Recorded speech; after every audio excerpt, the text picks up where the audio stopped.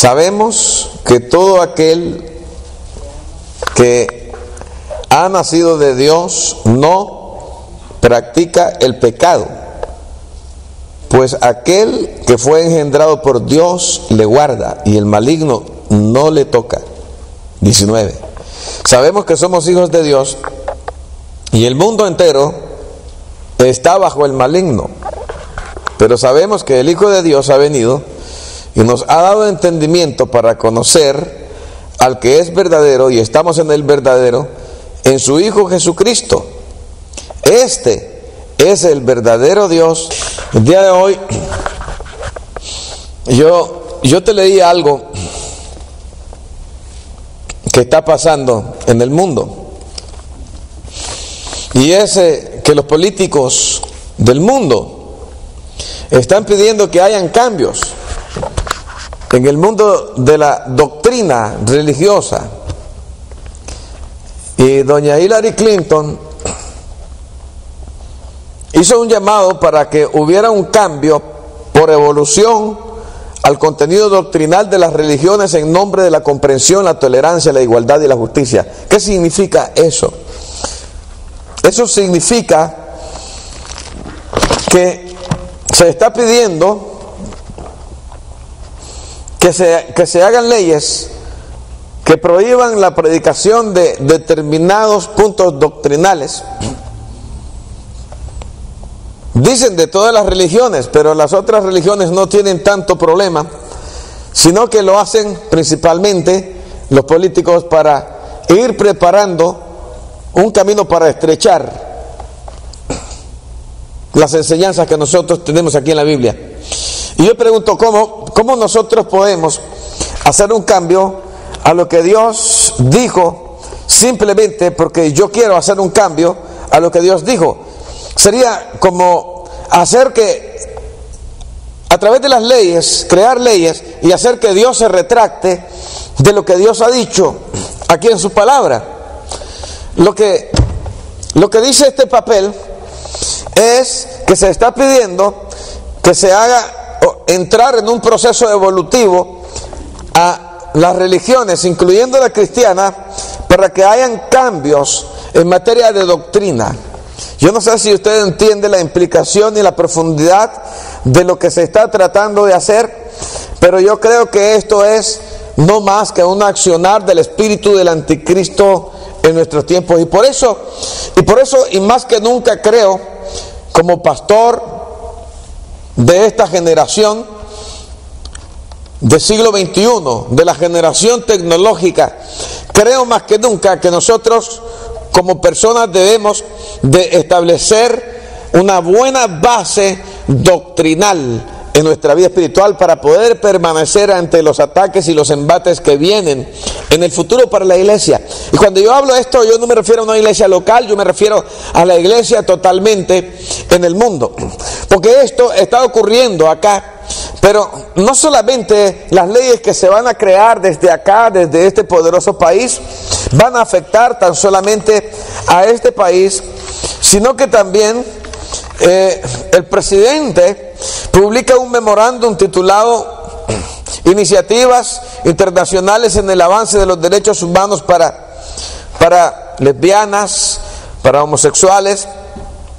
Y este memorándum instruye a las agencias federales para mejorar la protección de estas personas que solicitan asilo y fortalecer la oposición a la criminalización de la condición de la homosexualidad. Y se ordena entonces al Departamento de Estado, a la Agencia para el Desarrollo Internacional y a otras oficinas del gobierno utilizar la ayuda externa como un mecanismo para fomentar el respeto de los derechos humanos a este tipo de personas, la lucha para acabar con la discriminación contra las personas homosexuales.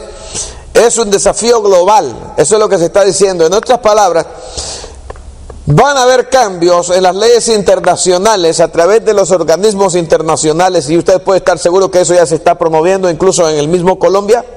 Ya está prohibido que las iglesias prediquen o mencionen algunos versículos como estos, por lo cual yo creo que como pastor estoy obligado a enseñarle a la iglesia doctrina sólida para que puedan permanecer como cristianos sólidos, fundamentados en la palabra. Y el día de hoy, por tanta cosa que está pasando, por tantas doctrinas y tantas teologías que han venido desarrollándose, yo quiero hablarte acerca de la doctrina de los testigos de Jehová. Y usted va a decir que tiene que ver lo uno con lo otro. Tiene que ver porque nosotros debemos de fundamentar una buena teología responsable. No es que porque yo no tengo suficiente capacidad intelectual yo no puedo aprender. No, todos nosotros podemos aprender. Todos nosotros tenemos inteligencia, tenemos neuronas. Dios nos ha dado inteligencia, un cerebro. Y la Biblia dice que nos ha dado también la mente de Cristo y ha puesto un Espíritu Santo dentro de ti para que tú puedas entonces comprender las cosas que están en la Biblia y crecer doctrinalmente y conocer la palabra. Ahora, cuando nosotros hablamos acerca de la organización de los testigos de Jehová, nosotros estamos hablando acerca de una gran organización que se ha regado por todo el mundo y que cada semana se reúnen millones alrededor del mundo, que cada sábado están evangelizando, tocando puerta a puerta, como no lo hacen los cristianos no testigos de Jehová, y ellos andan ahí tocando puertas, pero lo que ellos andan haciendo realmente es haciendo obras para ganarse su salvación. Ya vamos a entrar un poquito más adelante del por qué yo estoy diciendo esto. Pero esta organización afirma ser el único grupo cristiano verdadero en el mundo y que fuera de la organización de la Watchtower nadie puede ser salvo. Esto es una señal de lo que es en realidad una secta. Las sectas dicen: nosotros somos los únicos y no hay nadie más que se pueda salvar. Si no está aquí con nosotros, todo el mundo está perdido. Dios no puede bendecir a nadie más que solamente aquí. Lo mismo hace la Iglesia Católica, cuando la Iglesia Católica dice que la salvación está en la Iglesia Madre. Pero la salvación no está ni en una iglesia ni en una organización, está en Cristo Jesús. Es una persona, en la persona del Hijo de Dios. Y esto tiene que quedar muy claro en nosotros. Cuando nos encontremos con personas que te están hablando que hay salvación en la iglesia donde ellos están, usted está hablando con una persona que está dentro de una secta. Cuando nosotros decimos hay salvación en Jesucristo, usted está hablando con un cristiano que sabe y tiene fundamento de doctrina. Ahora bien, ellos dicen que el resto de las iglesias, sean católicas o protestantes, enseñan error y que Dios destruirá cualquier cosa o cualquier persona que no sea un testigo de Jehová. Sin embargo, los hechos muestran que este grupo sí es en realidad una secta en esta generación. Aquí se exponen algunas razones por las cuales nosotros debemos de tener conocimiento acerca de ellos. Bueno, primero, los testigos de Jehová niegan las enseñanzas centrales de la Biblia. Yo no sé cuántos conocen las doctrinas de ellos, pero si no las conoces el día de hoy, yo te voy a presentar un estudio un poco sistematizado para que tú puedas entonces seguirlo y aprender en esta hora. Ahora, la organización de los testigos de Jehová niega que Jesucristo es Dios. ¿Me está escuchando? Ellos niegan eso. En lugar de esto, ellos enseñan que Jesucristo es un ángel creado. Y dicen que Jesucristo es el ángel Miguel. Bueno, una pregunta clave que yo hago es: ¿no es peligroso acaso seguir a una organización que niega las enseñanzas centrales de la Biblia, que falsifica las sagradas escrituras, la máxima autoridad, y que utiliza también su autoridad de una forma abusiva? Esto es una pregunta que yo hago. Y claro que sí, es peligroso. ¿Por qué? Porque la Biblia enseña claramente que Jesucristo, el Hijo de Dios, es Dios. Por ejemplo, en Hebreos, en el capítulo 1 y en el versículo 8, la Biblia nos dice algo al respecto que usted puede también leerlo para que usted se dé cuenta que no podemos contradecir lo incontradecible. Mira bien lo que dice la Biblia en Hebreos capítulo 1, versículo 8. Mas del Hijo, se está refiriendo a Jesucristo. Dice, mas del Hijo dice: tu trono, oh Dios, por el siglo del siglo, cetro de equidad es el cetro de tu reino. ¿De quién está hablando ahí? ¿Del trono de quién? Del trono del Hijo. ¿Y qué cosa está diciendo la Biblia ahí? Mas del Hijo dice: tu trono, oh Dios, por el siglo del siglo. ¿Qué cosa está diciendo ahí? Está llamando Dios al Hijo. Esto es simplemente uno de los versículos que nosotros podemos señalar, otro versículo, es Juan capítulo 1, versículo 1, usted lo conoce, dice: en el principio era el Verbo, y el Verbo era con Dios, y el Verbo era Dios. Eso lo dice la Biblia. Entonces, hay versículos que demuestran eso, sí. No se puede hacer doctrina de un solo versículo. ¿Me está entendiendo eso? No se puede hacer doctrina de un solo versículo.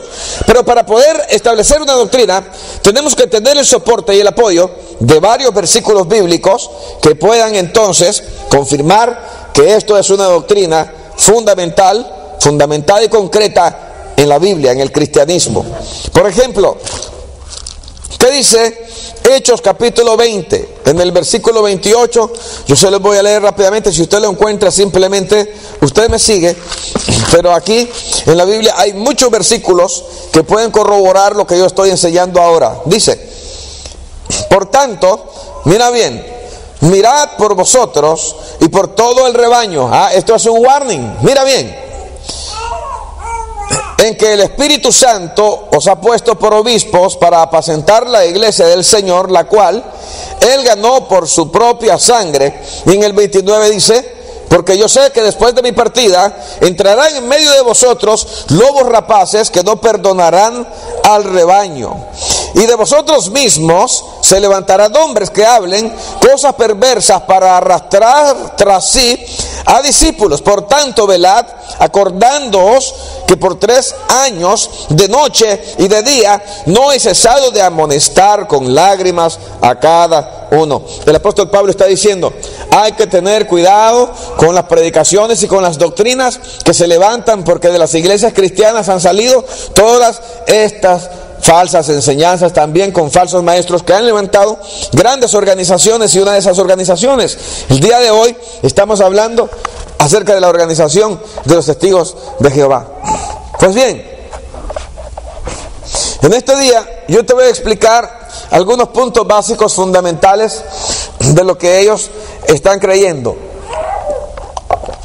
Y te voy a llevar a otra porción escritural que está en Juan 20, que lo leímos el día de hoy cuando empezamos el servicio, del versículo 27 al 29. Y mira lo que dice ahí, porque dice: 8 días después, esto es cuando Jesús ya había resucitado con el cuerpo glorificado, y también vamos a hablar de eso. Estaban otra vez sus discípulos dentro, y con ellos Tomás. Llegó Jesús estando las puertas cerradas. Escucha cómo llegó Jesús. Las puertas estaban cerradas. Él no entró por las puertas porque las puertas estaban cerradas. Y se puso en medio de ellos y les dijo: paz a vosotros. Ellos estaban asustados, necesitaban una palabra de consuelo. Jesús acababa de ser crucificado. El pueblo entero lo condenó. Los soldados romanos lo habían torturado. Ellos lo vieron. Había persecución contra los 12. Los 12 estaban temblando, estaban escondidos. No sabían que Jesús había resucitado. Y ahí estaban temblando, con miedo. Por eso Jesús va y les dice: paz a vosotros. Mira bien. Luego dijo a Tomás: pon aquí tu dedo y mira mis manos, y acerca tu mano y métela en mi costado, y no seas incrédulo sino creyente. Entonces Tomás respondió y dijo: mira bien lo que dijo Tomás: Señor mío y Dios mío. ¿A quién se lo dijo? A Jesús. ¿Qué hizo Tomás? Llamó Dios ¿a quién? A Jesús, el Hijo. Entonces ya van más de un versículo que nosotros vamos enseñando lo que los testigos de Jehová están negando. Los testigos de Jehová niegan que Jesús es Dios. Entonces, hay otro versículo, Romanos, en el capítulo 9 y en el versículo 5, ya en la parte final dice: de quienes son los patriarcas y de los cuales según la carne vino Cristo, el cual es Dios sobre todas las cosas, bendito por los siglos, amén. Otro versículo. Entonces, ¿por qué yo te estoy dando varios versículos? Iglesia, te estoy dando varios versículos para que tú estés convencido de que la doctrina que nosotros tenemos tiene suficiente base, y refutamos contundentemente con estos versículos cualquier enseñanza que quiera contradecir lo que las escrituras dicen. Esto lo está diciendo un judío como el apóstol Pablo, que tenía conocimiento doctrinal del judaísmo al 100%, como tú y yo no lo tenemos. Pero este judío está diciendo estas cosas. Después Pedro, mira bien, Simón Pedro, en 2 de Pedro capítulo 1, en el versículo 1, siervo y apóstol de Jesucristo, esta es la traducción del Nuevo Mundo que usan los testigos de Jehová, dice, a los cuales habéis alcanzado por la justicia de nuestro Dios y el Salvador Jesucristo, dice, una fe igualmente preciosa a la nuestra. Si nosotros leemos la Reina Valera, en 2 de Pedro, en el capítulo 2 y en el versículo 1, vamos a ver si hay alguna diferencia para que usted se dé cuenta que muchas veces algunas Biblias están trampeadas. 2 de Pedro, capítulo 2, versículo, dice, 2 de Pedro, capítulo 1, versículo 1. Mira lo que dice, Simón Pedro, siervo y apóstol de Jesucristo, a los que habéis alcanzado por la justicia de nuestro Dios y Salvador Jesucristo. Así dice acá. Pero en la Biblia de los testigos de Jehová existe otro tipo de puntuación que le cambia totalmente el sentido a lo que el versículo del original que fue traducido aquí en la Reina Valera, de acuerdo a la transliteración paralela del griego, que está correcta así como está la Reina Valera. Aquí dice la justicia de nuestro Dios y del Salvador Jesucristo. Entonces hay una diferencia, porque están haciendo una separación y diciendo que ese versículo está malo acá en la Reina Valera cuando dice de nuestro Dios y Salvador Jesucristo. Entonces nosotros sabemos que Jesucristo es el eterno, que Él existe antes que todas las cosas, y no se llamaba Jesús, se llamaba el Hijo. Tiene otro nombre, yo ya se los he dicho, un nombre que nosotros no lo conocemos, pero que va a ser revelado cuando nosotros estemos allá. Les he leído los versículos en Apocalipsis y les he dicho que Jesús es el nombre con el que fue revelado como Salvador para la humanidad, Yeshua, y vino y se manifestó, abandonó el trono de la gloria siendo el eterno. ¿Me está siguiendo?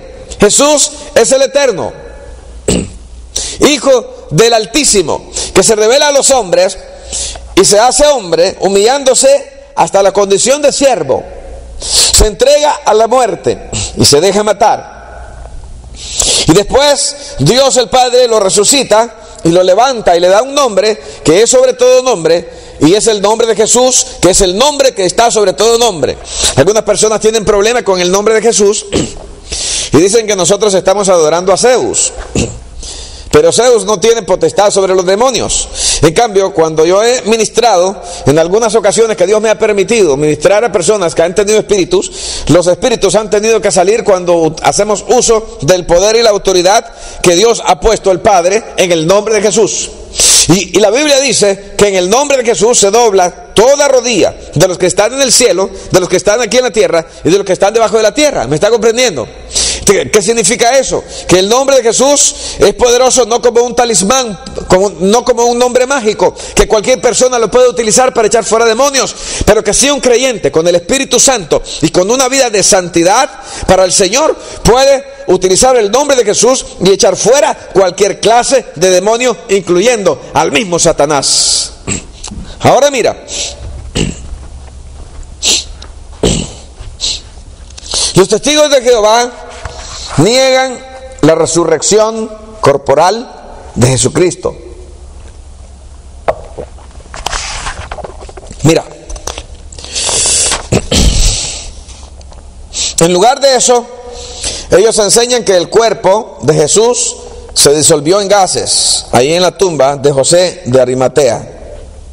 Que Dios el Padre eliminó el cuerpo de Jesús.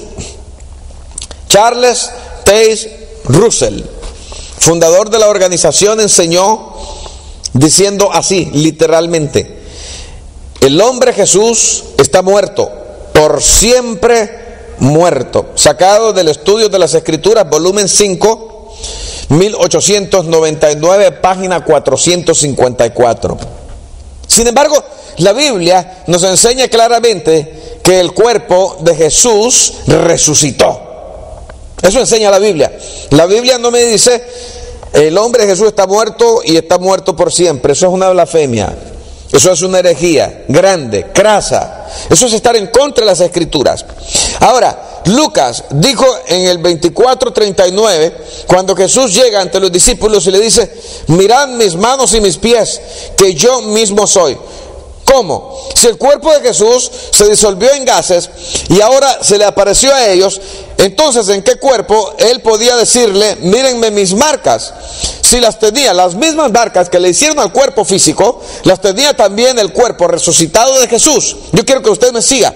Y Jesús está diciéndole a ellos: mirad que yo mismo soy. Y todavía les dice, para que ellos no tengan ningún pelo de duda: palpad y ved.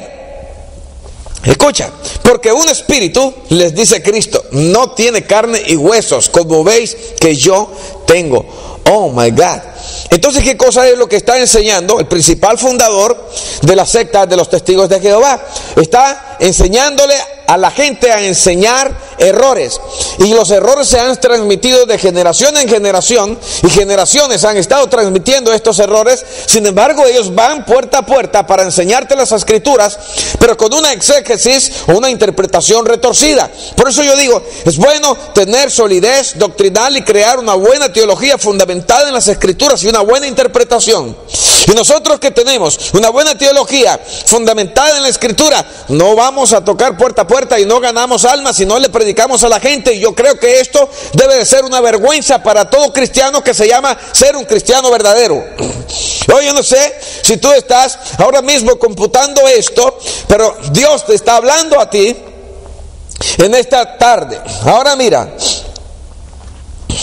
en Juan, en el capítulo 2, en el versículo del 19 al 21, respondió Jesús y les dijo, estaba hablando con los judíos estaban en contra de él, como muchas personas también en esta generación están en contra de Jesús, porque tienen el espíritu del anticristo adentro. Toda persona que rechaza a Cristo no está rechazando a Cristo, está rechazando al Espíritu Santo que quiere entrar en él para salvarlo. Las personas que rechazan al Espíritu de gracia no van a poder recibir salvación. Las personas que rechazan lo que Dios quiere darles están afrentando al Padre mismo. Y algunas personas dicen, si Dios es amor, ¿cómo es que va a condenar a una persona al infierno? El infierno no existe, es un invento de la mente humana. Yo te voy a decir, claro, imagínate, si Dios te está diciendo que quiere salvarte y tú dices, a mí no me importa, Dios, lo que tú quieras hacer. No me importa que tú quieras meter dentro de mí tu Espíritu Santo me vale un bledo. Es lo que está diciendo la gente cuando se le predica a Cristo y se le dice, recibe a Cristo para que seas salvo. Arrepiéntete para que tus pecados sean perdonados. ¿Qué está haciendo una persona cuando la persona pone resistencia? Está diciendo, lo que Dios dice que es importante a mí no me importa. Entonces, ¿qué cree que va a hacer Dios? Cuando Dios considera algo importante y un simple hombre, un simple humano mortal como usted que me está viendo por las cámaras, está rechazando a Cristo, ¿qué cosa cree usted que Dios va a hacer? Por un espíritu que está dentro de usted, que no es de Dios, que Dios quiere sacárselo y echárselo fuera en el nombre de Jesús y por medio del Espíritu Santo, es que quiere echar fuera ese demonio, y ese demonio va a ser condenado al infierno. Pero si usted no es liberado de esos espíritus que lo hagan tomar esos tipos de actitudes en contra de Dios, cuando Dios tome a los demonios, porque el infierno fue hecho para el diablo y sus ángeles, y los lance al infierno, usted que no quiso desprenderse de ese espíritu demoníaco que está ahora fusionado con su espíritu humano, va también a tener que ser echado con ese mismo demonio por la amistad que usted quiso tener con ese demonio y no quiso romper. Cuando Dios le dijo, arrepiéntete y yo te perdonaré los pecados en Cristo Jesús. Ahora yo quiero que usted entienda entonces cuáles son las razones que Dios tiene para condenar a una persona. Te voy a leer un versículo que está en Juan, en el capítulo 3, para que puedas entender algunas de las cosas que tal vez no entiendes, pero que están en las Escrituras. Y yo no lo estoy inventando, esto está en la Biblia. Y la Biblia dice, porque no envió Dios a su Hijo al mundo para condenar al mundo. Y Dios está hablando de condenación. ¿Quién inventó entonces la doctrina de la condenación? ¿El hombre? No, está en la Biblia. Si Jesús está hablando de la condenación y está refiriéndose al mundo para decir, porque no envió Dios a su Hijo al mundo para condenar al mundo, lo dice Jesús. Mira bien, sino para que el mundo sea salvo por él. El que no cree no es condenado, pero el que no cree, ya que Jesús lo dice, ya ha sido condenado. ¿Y cuál es la condenación? La condenación es caer ya directo en las cárceles del infierno. Entonces, hay una salvación y hay una condenación, y Dios tuvo que idear una salvación por causa de la existencia de una condenación.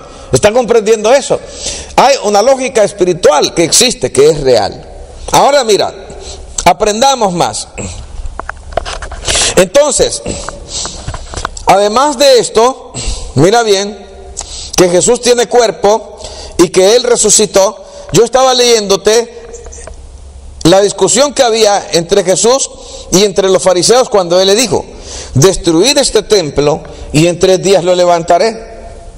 Dijeron luego los judíos: en 46 años fue edificado este templo y tú en 3 días lo levantarás. Pero también aquí hay una salvedad que dice: mas Él hablaba del templo de su cuerpo. ¿Me está escuchando? Entonces Jesús está diciendo que su cuerpo iba a resucitar. Y yo digo otra vez, porque Carlos Russell, el fundador de los Testigos de Jehová, dijo que el hombre de Jesús está muerto y está muerto para siempre. Ahora ellos dicen también que Jesús resucita en espíritu. Un espíritu no necesita resucitar. Lo que necesita resucitar es un cuerpo físico de carne y huesos. ¿Me está escuchando? Óigame bien, los espíritus viven para siempre. Un espíritu no necesita resucitar para volver a vivir.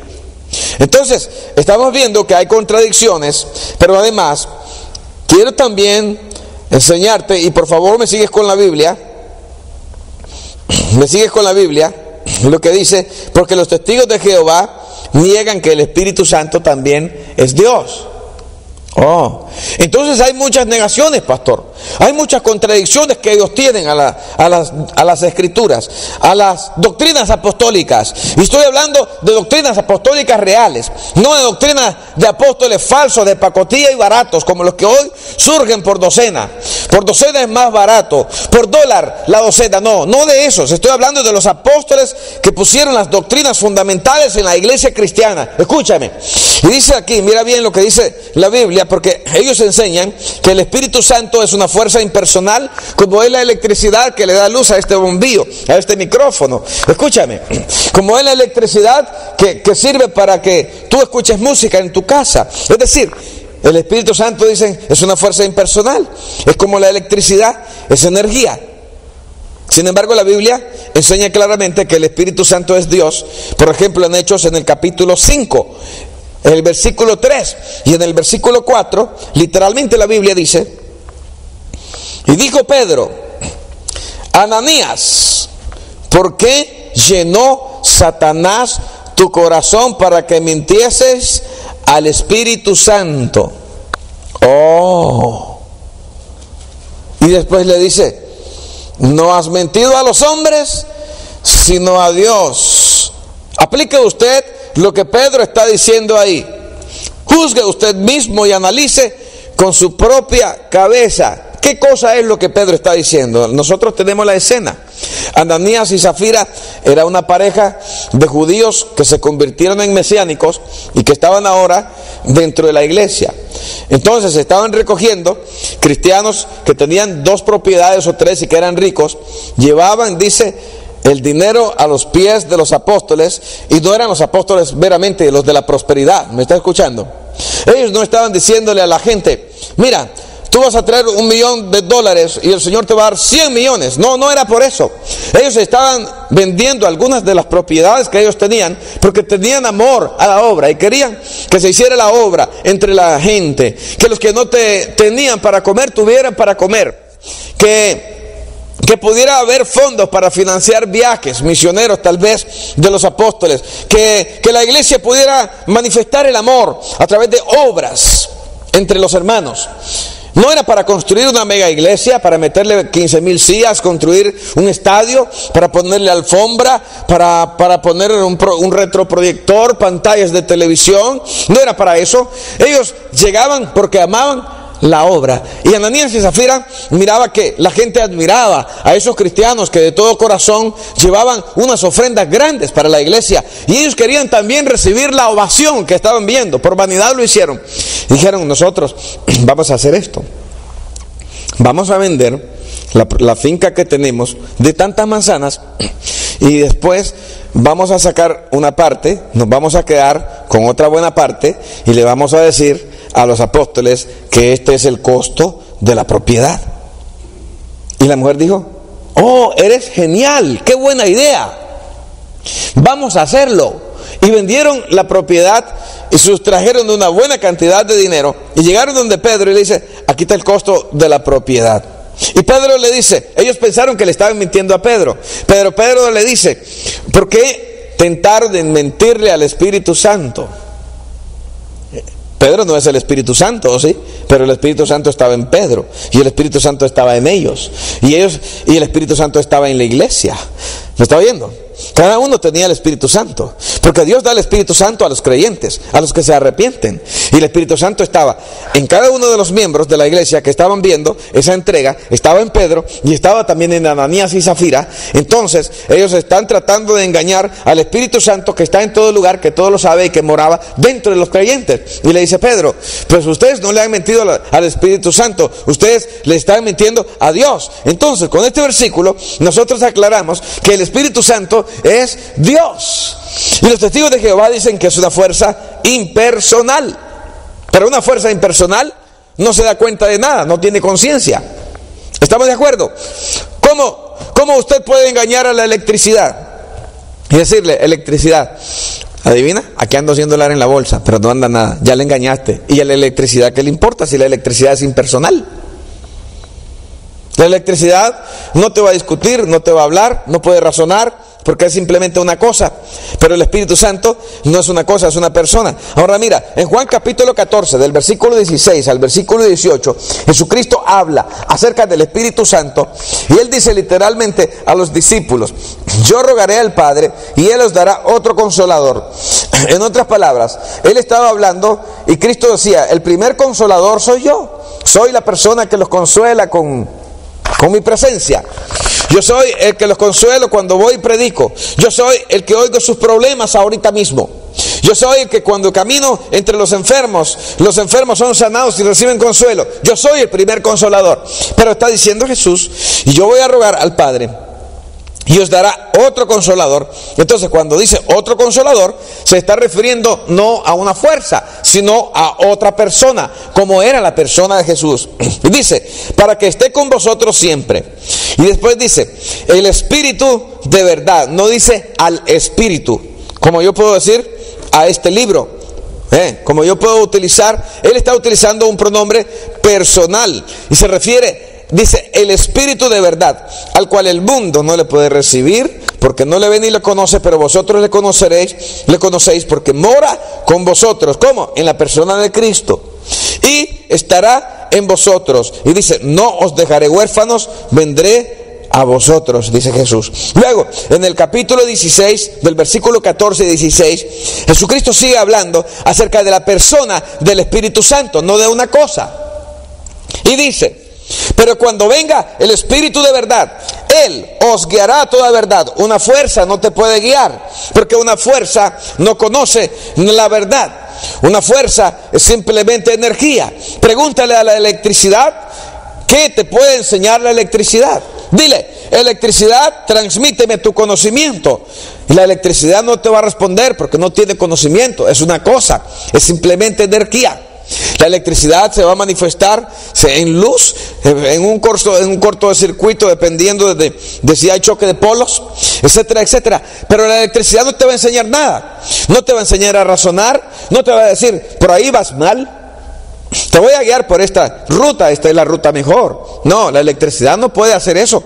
Pero el Espíritu Santo, dice la Biblia, que tiene un atributo de persona, porque Él os guiará a toda la verdad.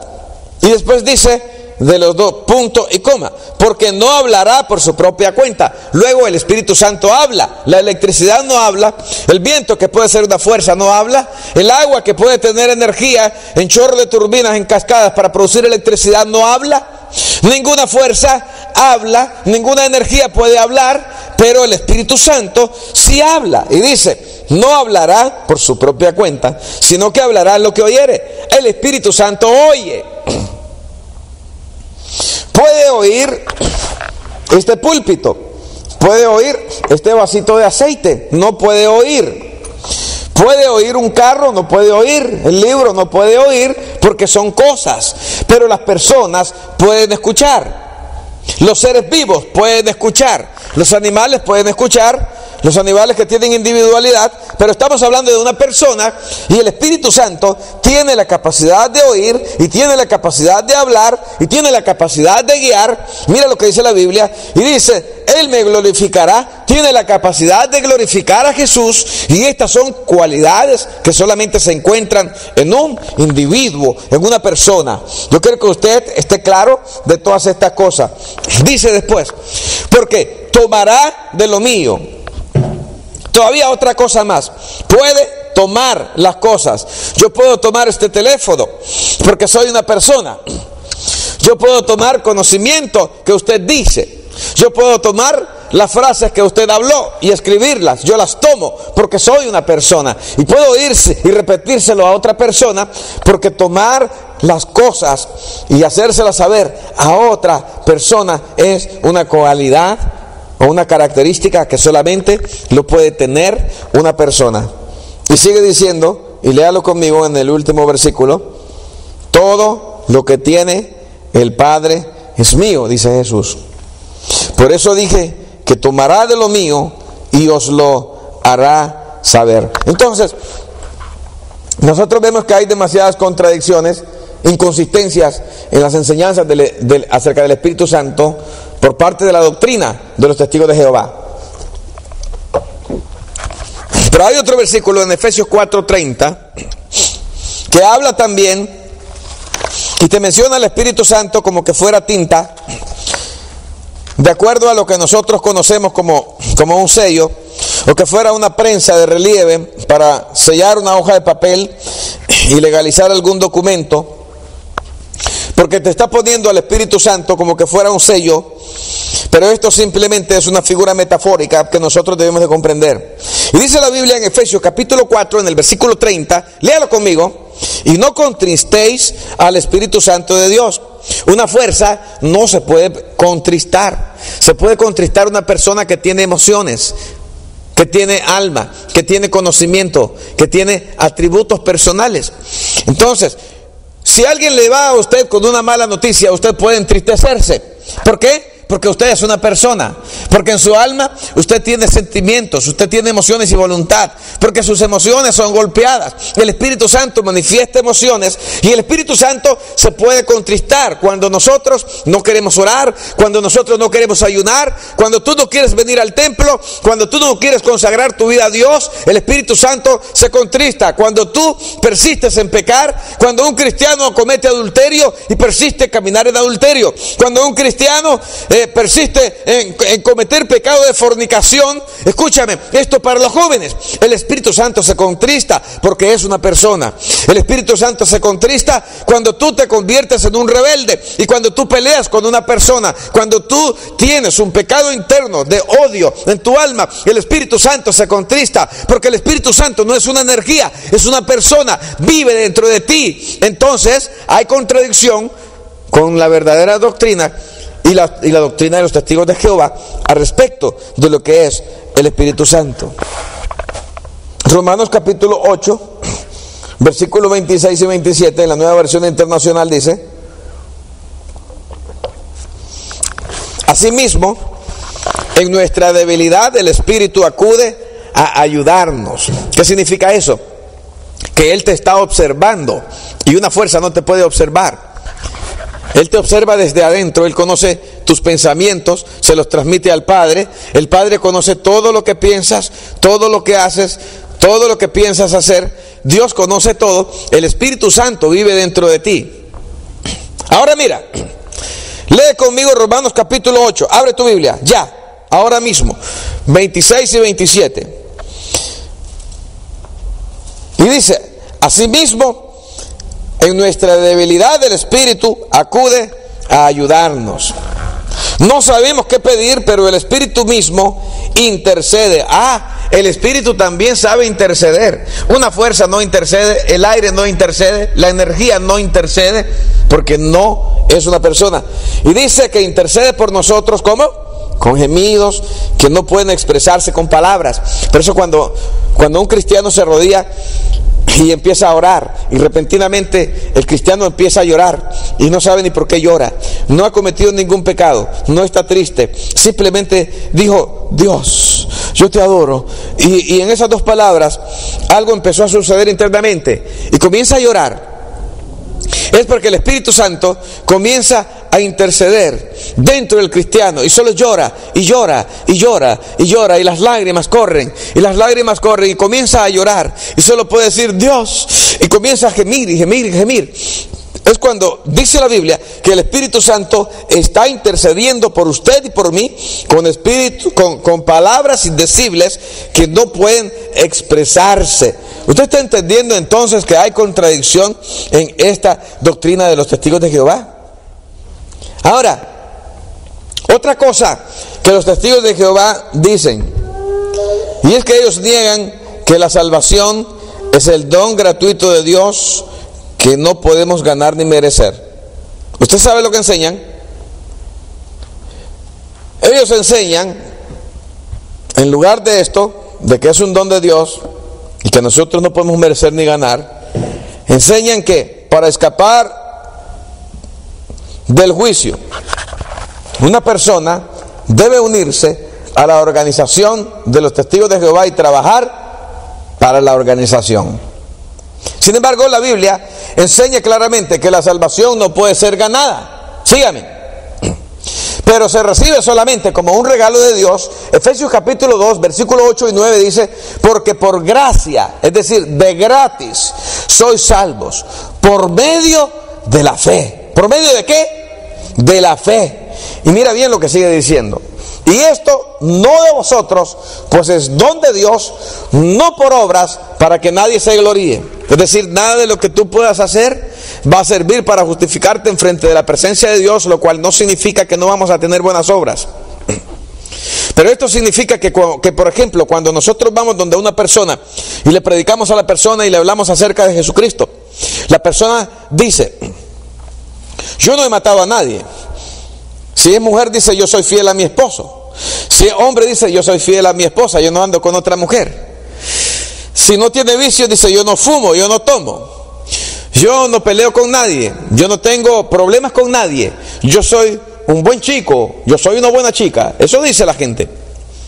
En otras palabras, ¿qué cosa están diciendo? Yo tengo derecho al cielo porque yo no hago mal a nadie. Yo puedo salvarme con mis propias obras, y cuando yo me muera, Dios va a tener que reconocer todas las cosas buenas que yo he hecho en mi vida.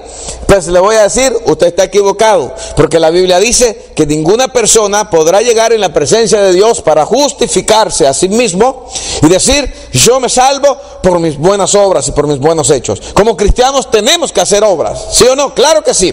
¿Cuáles son las obras? Todas las que tú puedas hacer. Necesito ray, hermano. Ese día tú puedes dar ray, le das ray a una persona. Necesito que me ayude a hacer una traslación, una traducción, tú le ayudas a la persona. Necesito que me acompañe porque no quiero ir solo a tal lado, tú tienes tiempo, puedes hacerlo, tú lo haces. El cristiano debe de tener buenas obras. Entonces, todas esas obras son importantes porque van a denotar y enseñarle a la sociedad y a la persona, a los hermanos dentro de la iglesia, que tú eres un verdadero cristiano. Un cristiano que dice: no, a mí qué me importa, hay que resuelva el problema como quiera. Y siendo ya cristiano, entonces está enseñando que posiblemente la luz del evangelio no ha resplandecido en su corazón. Ahora mire,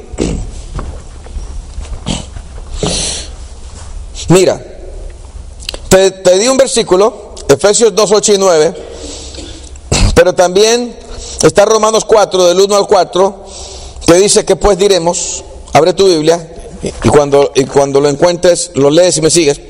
¿Qué pues diremos que halló Abraham nuestro padre según la carne? Porque si Abraham fue justificado por las obras, tiene que gloriarse, pero no para con Dios, porque ¿qué dice la Escritura? creyó Abraham a Dios y le fue contado por justicia. Pero al que obra no se le cuenta el salario como gracia, sino como deuda. Entonces, ¿cómo fue justificado Abraham? Por la fe. Entonces la fe de Abraham, esa misma fe funciona en nosotros también como el factor justificador en frente de la presencia de Dios. ¿Y en quién nosotros debemos de la fe? En Cristo, el Hijo de Dios. Cuando tú tienes tu fe en el lugar correcto, en la persona correcta, Dios dice: este hombre y esta mujer son justificados por la fe que tienen en quien yo puse para que ellos creyeran, es decir, en Cristo Jesús. Otra cosa que los testigos de Jehová niegan, atiéndeme, niegan el castigo eterno del impío. En lugar de eso, ellos enseñan que los injustos son aniquilados y que dejan de existir cuando se mueren. Es decir, se desaparecen así y ya, nunca más van a volver a existir. Eso es todo. Vivieron, se murieron, se acabó. Así como los animales, sin alma. O sea, con alma, sin espíritu. Así mismo, eso es lo que enseñan ellos. Sin embargo, la Biblia dice claramente el castigo eterno del injusto. En Mateo, en el capítulo 25, el versículo 41 y el 46 dice: entonces, y está hablando, ¿verdad?, Cristo. Esto lo dice Cristo, esto no lo dice un hombre. Si Cristo lo dice, ¿quién soy yo para contradecir a Jesús de lo que Jesús está diciendo y enseñándole a sus discípulos? Y mira lo que dice Jesús: entonces dirá también a los de la izquierda, y no se está refiriendo a los comunistas y decir que los demócratas son buenos. Está hablando, los de la izquierda son los que no quisieron recibir a Cristo, los que rechazaron al Hijo de Dios, los que están condenados porque rehusaron creer. Les va a decir: apartaos de mí, malditos, al fuego eterno preparado ¿para quién? Para el diablo y sus ángeles. Y entonces de más adelante dice: e irán estos al castigo eterno y los justos a la vida eterna. Entonces, ¿de qué está hablando Jesús? Está hablando de un lugar existente que se llama infierno, que fue preparado para el diablo y para sus ángeles, no para los hombres. ¿Pero por qué los hombres van a ir a parar a ese lugar? ¿Porque Dios es malo? ¿O porque los hombres son injustos y no quieren la justicia de Dios y se aferran a la injusticia de los demonios? Por eso mismo van a ir a parar ahí. Ahora, Jesucristo sigue diciendo en Mateo 18. Hay más versículos que te hablan de esto. Mira bien, el versículo 8 y el 9.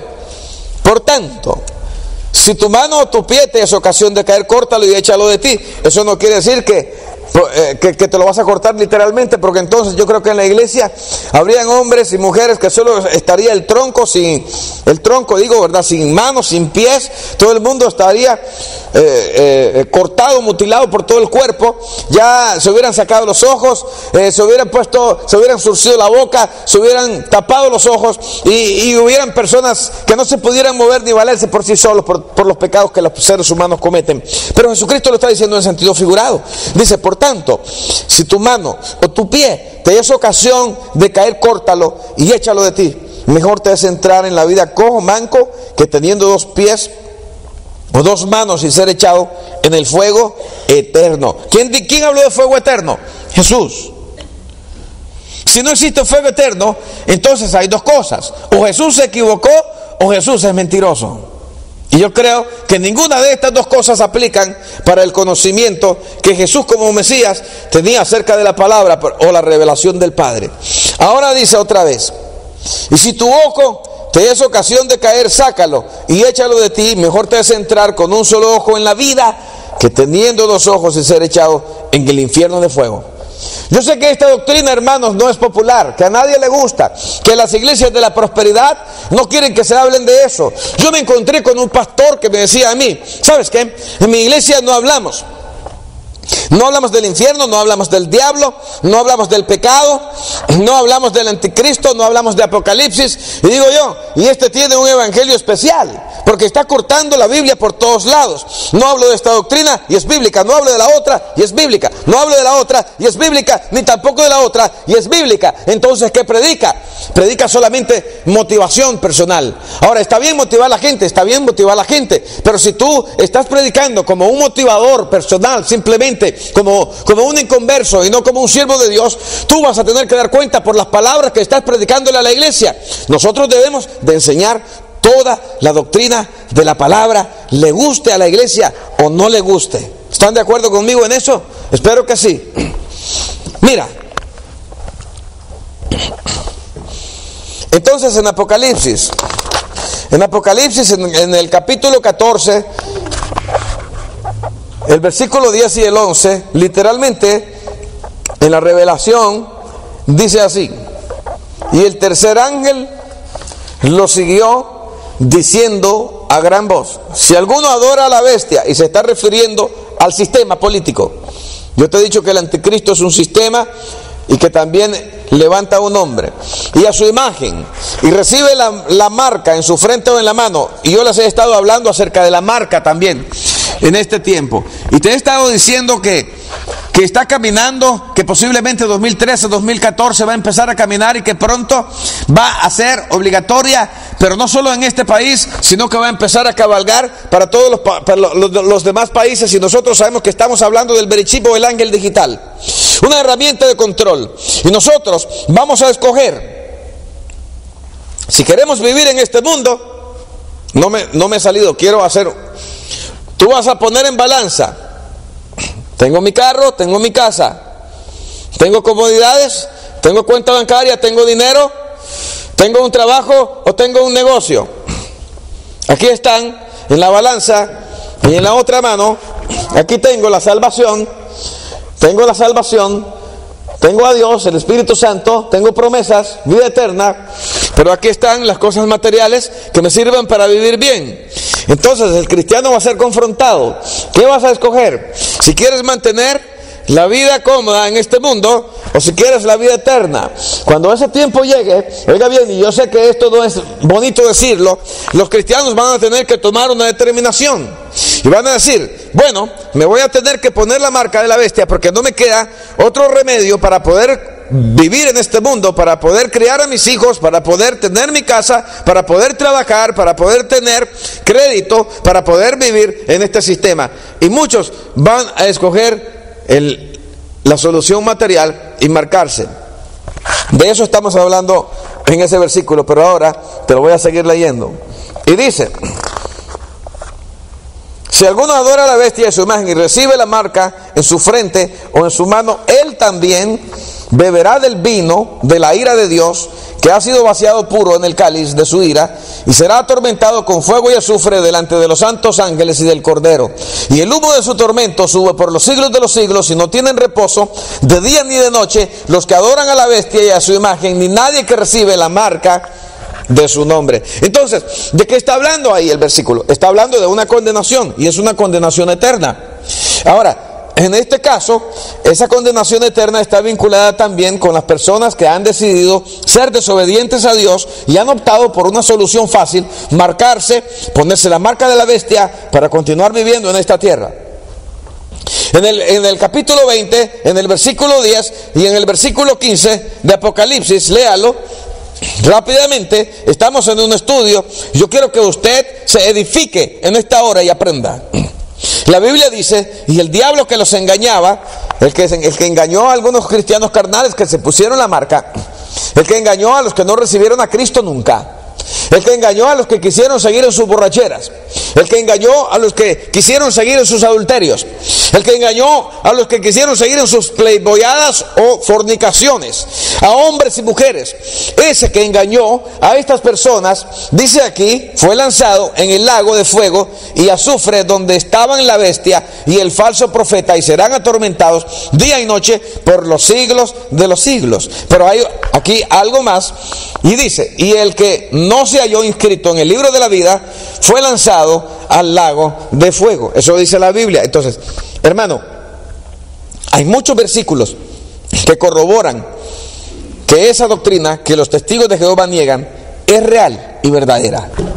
Yo no sé, espero que usted esté aprendiendo. Y por último, te voy a mencionar también algunas cosas. Los testigos de Jehová niegan que los seres humanos tienen un espíritu que exista después de la muerte. Está oyendo todas las cosas, ¿verdad?, que ellos creen y enseñan. Son cosas inverosímiles. Es increíble que hayan sacado tantas invenciones fuera de un contexto real. Ellos enseñan que cuando una persona muere, así como un animal, la vida de una persona deja de existir al morir. Bueno, imagínense, primero acabamos de ver, ¿verdad?, que ellos niegan el castigo y dice que los impíos son aniquilados. Los impíos ya no vuelven a existir. Y tampoco los cristianos, de acuerdo a esta otra cosa que ellos enseñan. ¿Por qué? Porque como el impío se muere y ya no vuelve a existir, tampoco el que recibió a Cristo en su corazón y vivió una vida piadosa, conforme a las Escrituras, cuando se muere, ya no vuelve a existir, como también los impíos. ¿Por qué? Porque como los animales desaparecen y ya se acabó. Imagínense ustedes si eso no es una contradicción. Claro que sí lo es. Mira bien, y ellos dicen claramente que el espíritu, mira bien lo que dice la Biblia. La Biblia dice que el espíritu humano continúa una existencia consciente después de la muerte. Lea la Biblia en 2 Corintios, en el capítulo 5, en el versículo 8 rápidamente, y el apóstol Pablo le dice a la iglesia, y todo esto es parte de la enseñanza que nosotros debemos de manejar para saber qué cosa es lo que los testigos de Jehová creen, para que nosotros no seamos engañados. Cuando usted escucha a un testigo de Jehová predicarle con versículos bíblicos de memoria o con los libritos que ellos siempre utilizan de una manera mecánica, magistralmente, para predicarle a la gente. Y mira bien lo que dice aquí: pero confiamos, y más quisiéramos estar ausentes del cuerpo, y está hablando del cuerpo físico, y dice, y presentes, ¿en quién? Al Señor. Quiere decir entonces que cuando una persona se ausenta del cuerpo, es decir, se muere, pasa a estar presente, ¿con quién? Con el Señor. ¿Eso enseña la Biblia? Sí, eso enseña la Biblia. Cuando Jesucristo habló acerca del rico y Lázaro en Lucas capítulo 16, del versículo 19 al 31, nosotros tenemos que Cristo está enseñando que aun cuando el hombre, la persona se muere, oiga bien, el cuerpo físico, la esencia del ser humano, el alma fusionada con el espíritu, continúan viviendo. ¿Por qué? Porque el rico estaba en tormentos y tenía sentimientos, tenía emociones, tenía recuerdos, tenía todas las facultades de una persona viva, a pesar que estaba muerto. Y Lázaro también. Eso es lo que la Biblia enseña. Ahora, cuando nosotros abrimos la Biblia de Apocalipsis, en el capítulo 6, del versículo 9 al 11, se habla también de que las personas que mueren siguen vivas, porque la Biblia dice, también Cristo dijo, Dios no es Dios de muertos. ¿Me está escuchando? Eso, la persona que muere sin Cristo está muerto, ya está perdido. Dios no es Dios de esa persona. Pero cuando un cristiano muere, el cristiano para Dios sigue viviendo, porque está vivo, porque tuvo la vida que es Cristo en el corazón. ¿Me está escuchando? Ahora mira lo que dice aquí. Estamos en el contexto apocalíptico. Se están abriendo los sellos de la redención. Esta es una enseñanza profética, pero vamos a utilizar este versículo. Y dice, cuando abrió el quinto sello, vi bajo el altar las almas. ¿Qué cosa vio Juan? Las almas. ¿Cómo vas a ver las almas de alguien que fue pulverizado y que cuando se murió dejó de existir? Es una contradicción total, pero Juan dice que vio las almas de los que habían sido muertos por causa de la palabra de Dios en el tiempo de la gran tribulación y por el testimonio que tenían, porque vivían en santidad y predicaban a Cristo, y los mató el mundo por eso. Y clamaban a gran voz, es decir, las almas tenían capacidad de hablar. Entonces, las almas tienen vida, diciendo, ¿hasta cuándo, Señor santo y verdadero, no juzgas y vengas nuestra sangre de los que moran en la tierra? Porque los que moran en la tierra, con sus leyes, los condenaron a la muerte a ellos y los consideraron personas que no merecían vivir en este sistema corrupto que el mundo cree que es sublime y que es bueno. Sígame, mira. Ahora, y entonces dice que se les dieron vestiduras blancas y se les dijo, es decir, ellos escucharon, que descansasen todavía un poco de tiempo hasta que se completara el número de sus consiervos y sus hermanos que también habían de ser muertos como ellos. Esto es durante la gran tribulación. Ahora, la traducción de el nombre verdadero dice, yo vi debajo del altar los seres de aquellos que habían sido muertos. Es decir, vio la personalidad real de lo que el hombre es. Usted no es el cuerpo que usted ve. En ese cuerpo vive usted. y necesita un hígado y necesita un estómago para vitaminar el cuerpo, para que lo que usted es realmente viva, se manifieste, adquiera conocimiento y se relacione como individuo en esta vida que Dios nos ha regalado que tengamos para Él. ¿Comprende eso? Y le dio un cerebro para que usted adquiera conocimiento, conozca los colores. Esto es verde, la alfombra es azul, el púlpito es beige, la madera tiene un color bonito de barniz oscuro, para que usted adquiera conocimiento. Ahí vive usted. Pero usted no es lo que usted ve en el espejo. Usted es un ser espiritual que cuando usted se muera, si usted se pone enfrente de un espejo, usted no se va a ver, pero usted existe, continúa existiendo, es una persona, y es lo que la Biblia enseña. Ahora, los testigos de Jehová enseñan también que la vida eterna en la presencia de Dios es solamente para unos cuantos elegidos. Y ellos dicen solamente que un grupo especial de 144,000 testigos de Jehová tendrán la experiencia de nacer otra vez y podrán vivir para siempre con Dios en el cielo. Los demás testigos permanecerán en la tierra, y solamente 144,000 caben en una ciudad que tiene 2,200 millas de largo, 2,200 millas de ancho, 2,200 millas de alto, donde cabría más de 6,000 millones, 6,500 o 7,000 millones de personas, y Dios le va a dar unas mansiones tan grandes solamente a 144,000 personas, para que ellos, como privilegiados, los testigos de Jehová, vivan en ese lugar. Qué cosa más loca la que están creyendo. Ahora, sin embargo, la Biblia dice claramente, oiga bien, mira bien, Apocalipsis capítulo 7. Vamos, abra la Biblia rápido. Yo te estoy enseñando para que no te engañen. Estamos destruyendo todo argumento mentiroso en esta noche. Mira, en esta tarde. Apocalipsis capítulo 7, 9 y 15 dice, después de esto, miré aquí una gran multitud, la cual nadie podía contar. ¿De qué tamaño era la multitud? ¿De 144,000? No, dice que nadie podía contar. De todas las naciones y tribus y pueblos y lenguas que estaban delante del trono y en la presencia del Cordero, están delante del trono de Dios y le sirven de día y de noche en su templo, es decir, están en el cielo, vivan para siempre en el cielo, le sirven a Dios en el cielo. Una multitud incontable de personas que le sirven a Dios de día y de noche frente a su trono. No está hablando de 144,000 testigos de Jehová, porque la Biblia no menciona que son 144,000 testigos de Jehová. Y con respecto a los 144,000, si usted sabe leer bien, usted va a darse cuenta que se trata de 144,000 israelitas, 12,000 de cada una de las 12 tribus de Israel, y los testigos de Jehová no son de Israel en ese sentido. ¿Me está escuchando? Entonces, ¿de dónde sacan semejantes locuras que están enseñándole a la gente y que la gente que está dentro de ellos lo creen?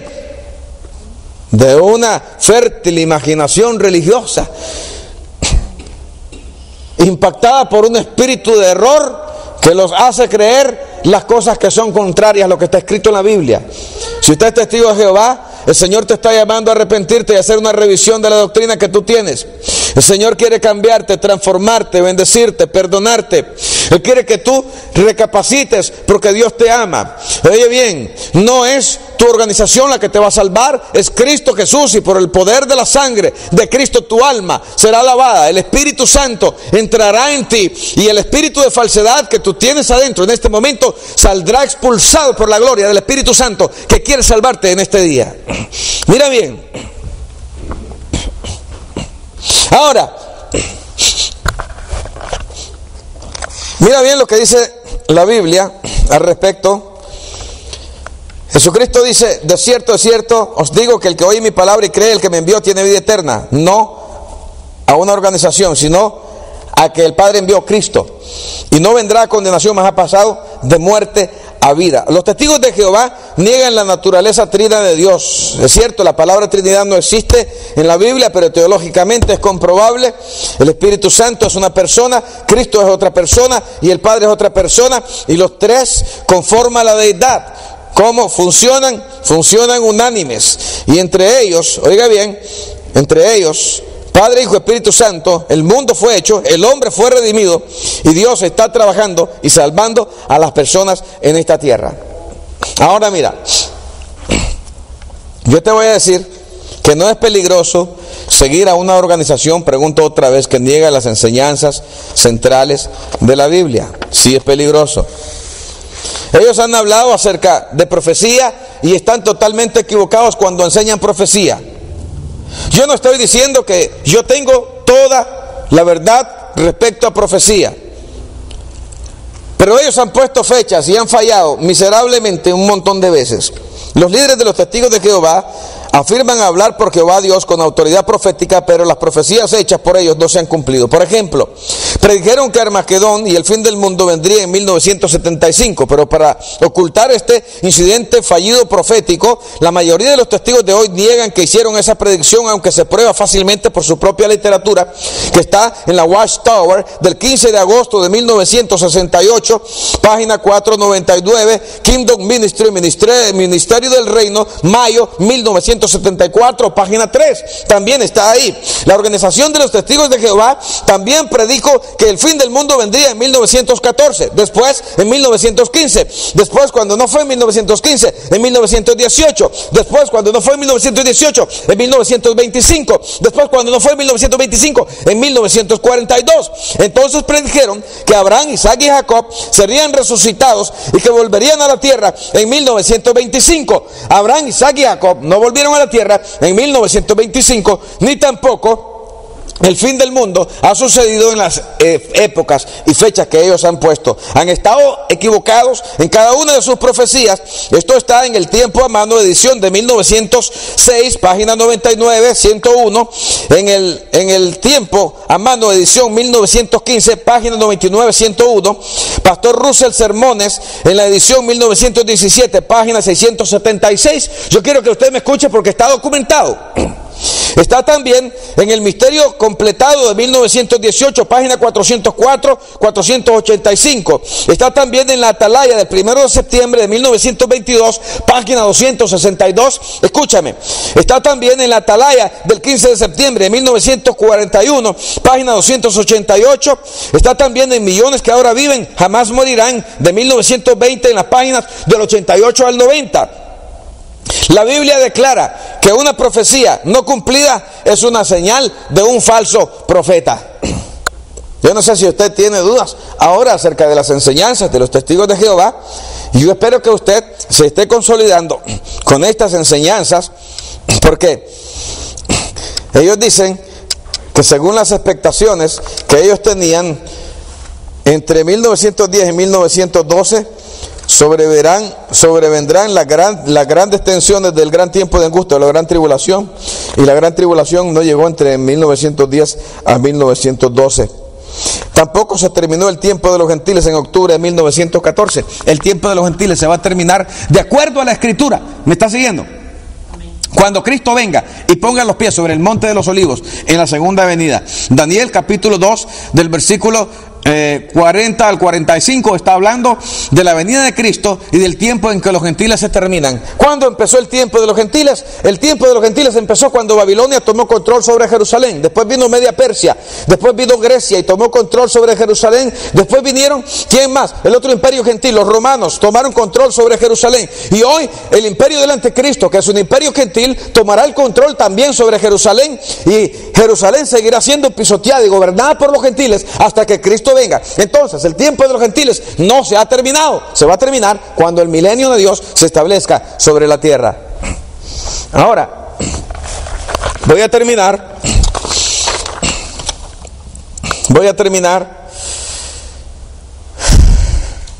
para decirte que la sangre no tiene alma, porque enseñan que el alma del ser humano está en la sangre. Hay versículos que están totalmente torcidos, sacados fuera de contexto. La sangre es simplemente un líquido que Dios puso en el cuerpo para oxigenar el cuerpo de cada uno de los órganos de nuestro sistema, para que el cuerpo humano funcione bien. No puede haber transferencia de alma, porque el alma te da individualidad a ti. Tu alma no puede ser partida y dada a otra persona, pero la sangre sí. Y los testigos de Jehová confunden esto y por eso rechazan las transfusiones de sangre y prefieren que se les mueran sus hijos. Están totalmente errados en todo lo que están enseñando. Lastimosamente hay que decirlo, y con esto no estoy diciendo que yo me estoy poniendo como una autoridad por sobre todo, pero yo estoy demostrándote a ti que tú eres creyente con las Escrituras, que los testigos de Jehová tienen un sinnúmero de enseñanzas falsas que no tienen fundamento bíblico sobre el cual nosotros podemos pararnos.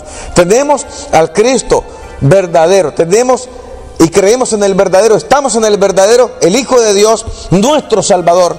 Tenemos al Espíritu Santo de Dios morando dentro, que nos ayuda a vivir, que hace milagros a nuestro favor, que va a seguir haciendo milagros y que no nos va a dejar nunca hasta el día del fin del mundo. Estará con nosotros y ese Espíritu Santo será el factor de nuestra resurrección, el sello de nuestra garantía que nosotros pertenecemos a Dios. Yo te voy a pedir que te pongas en pie y que le des gracias a Dios en esta hora.